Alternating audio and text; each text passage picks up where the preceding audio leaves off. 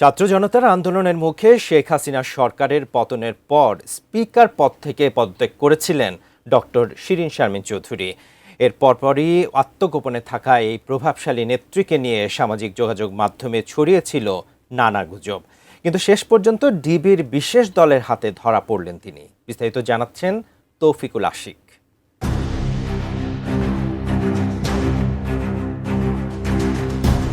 ছাত্র জনতার গণ অভ্যুত্থানে শেখ হাসিনা সরকারের পতনের পর থেকেই উত্তাল ছিল রাজনীতির মাঠ।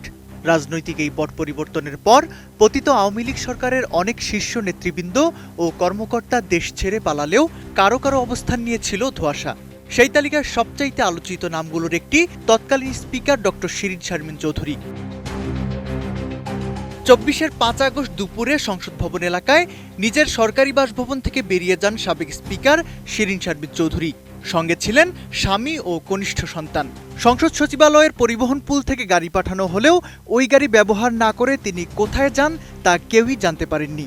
সীমান্ত পেরিয়ে ভারত চলে যাওয়া, আবার ক্যান্টনমেন্টে আশ্রয় নেওয়ার দাবি থাকলেও অভিযোগ ওঠে গত ১০ অক্টোবর ঘরে বসে আঙ্গুলের ছাপ ও চোখের আইরিশ দেয়ার। এরই মাঝে মঙ্গলবার ভোরে ধানমন্ডিতে নিজ বাসা থেকে আটক করা হয় শিরীন শারমিন চৌধুরীকে।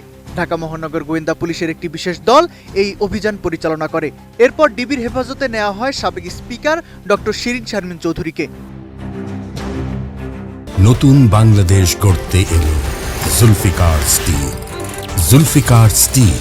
জানা যায়, জুলাই গণ অভ্যুত্থানে রংপুরে গুলিবিদ্ধ হয়ে স্বর্ণ শ্রমিক মুসলিম উদ্দিন নিহত হওয়ার ঘটনায় শিরীন শারমিন চৌধুরী, সাবেক বাণিজ্যমন্ত্রী টিপু মুন্সি সহ ১৭ জনের বিরুদ্ধে হত্যা মামলা দায়ের করা হয়। এছাড়াও তার বিরুদ্ধে বনানী উত্তরা সহ ৬টি মামলা রয়েছে।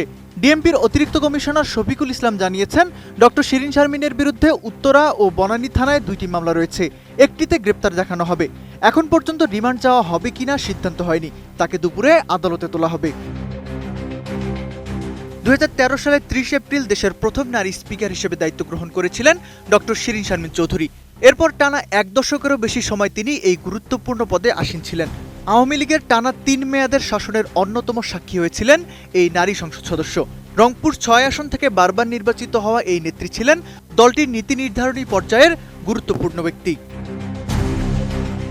Taufiqul Ashik, ATN news.